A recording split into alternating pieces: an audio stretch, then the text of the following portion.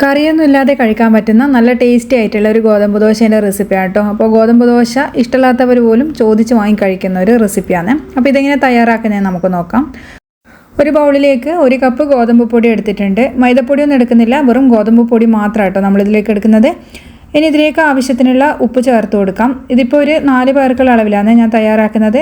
ഗോതമ്പ് ദോശ നല്ലപോലെ മൊരിഞ്ഞ് കിട്ടാനും നല്ലൊരു കളർ കിട്ടാനും വേണ്ടിയിട്ട് നമ്മളിതിലേക്ക് 1 ടീസ്പൂൺ പഞ്ചസാര ചേർത്ത് കൊടുക്കുന്നുണ്ട്. അതുപോലെ 1/2 കപ്പ് ചോറ് ഏത് അരിൻ്റെ ചോറ് വേണമെങ്കിലും എടുക്കാം. അതുപോലെ 1/4 കപ്പ് തേങ്ങ ചിരവിയതും ചേർക്കുന്നുണ്ട്. 1 കപ്പ് ഗോതമ്പ് പൊടിക്ക് ഈ ഒരു അളവ് കറക്റ്റാണ് കേട്ടോ. അപ്പോൾ ഇതൊക്കെ നോക്കിയിട്ട് വേണം നിങ്ങൾ എടുക്കാൻ.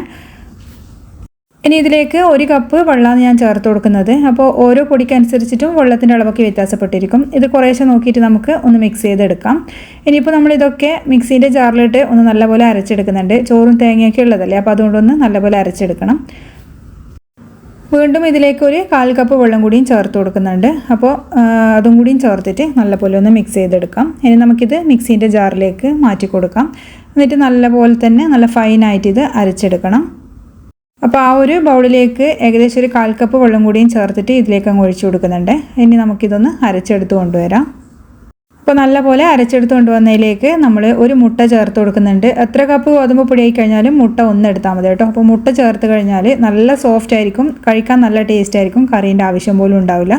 അപ്പോൾ മുട്ട ചേർത്ത് കഴിഞ്ഞാൽ ഇതുപോലെ നല്ലോണം മാവ് പൊങ്ങിക്കിട്ടും. ഇനി ഇത് നമുക്ക് ബൗളിലേക്ക് അങ്ങ് മാറ്റി കൊടുക്കാം. അപ്പോൾ ഇനി ഇത് റെസ്റ്റ് ചെയ്യാൻ വെക്കേണ്ട ആവശ്യമൊന്നുമില്ല, ഇപ്പോൾ തന്നെ നമുക്ക് ചുട്ടെടുക്കാം. അപ്പോൾ ഈ ഒരു കൺസിസ്റ്റൻസിയിലാണ് കേട്ടോ നമുക്ക് തയ്യാറാക്കേണ്ടത്. ഒരുപാട് കട്ടിയല്ല, ഒരുപാട് ലൂസും അല്ല മാവ്. അപ്പോൾ ഇനി നമുക്കിതാ ദോശക്കല്ല് വെച്ചിട്ട് ഒന്ന് ചൂടാവുന്ന സമയത്ത് എണ്ണ പുരട്ടിയിട്ട് നല്ല നേർങ്ങനെ ദോശ ചുട്ടെടുക്കാം. എണ്ണയോ അതുപോലെ നെയ്യോ ഏതാ ഇഷ്ടം വെച്ചാൽ നിങ്ങൾക്ക് ചേർത്ത് കൊടുക്കാം. അതുപോലെ അയണിൻ്റെ ദോശക്കല്ലൊക്കെ പരത്തുന്ന സമയത്ത് ഒരു ഫ്ലെയിം ഉണ്ടല്ലോ, അതൊന്ന് പ്രത്യേകിച്ച് ശ്രദ്ധിക്കണം കേട്ടോ, അല്ലെങ്കിൽ ദോശ പരത്താൻ ബുദ്ധിമുട്ടായിരിക്കും. അപ്പോൾ കല്ല് ഒരുപാട് ചൂടായിട്ടുണ്ടെങ്കിൽ നിങ്ങളത് വെള്ളമൊക്കെ തളിച്ചിട്ടൊന്ന് അഡ്ജസ്റ്റ് ചെയ്ത് കൊടുക്കുക. അപ്പോൾ ഞാൻ ദോശേൻ്റെ അപ്പുറം ഒക്കെ ഒന്ന് എണ്ണ പുരട്ടി കൊടുക്കുന്നുണ്ട്. അപ്പോൾ അത്രത്തോളം ക്രിസ്പി ആയിട്ട് വേണോ അത്രയും ക്രിസ്പി ആക്കി എടുക്കാം. ഇപ്പോൾ പഞ്ചസാര ചേർത്തുകൊണ്ട് തന്നെ നല്ലൊരു കളറാണ്, മുട്ട ചേർത്തുകൊണ്ട് നല്ല ടേസ്റ്റുമാണ് കഴിക്കാൻ വേണ്ടിയിട്ട്. കറീൻ്റെ ആവശ്യമൊന്നും ഇല്ലാതെ തന്നെ കഴിക്കാൻ പറ്റും.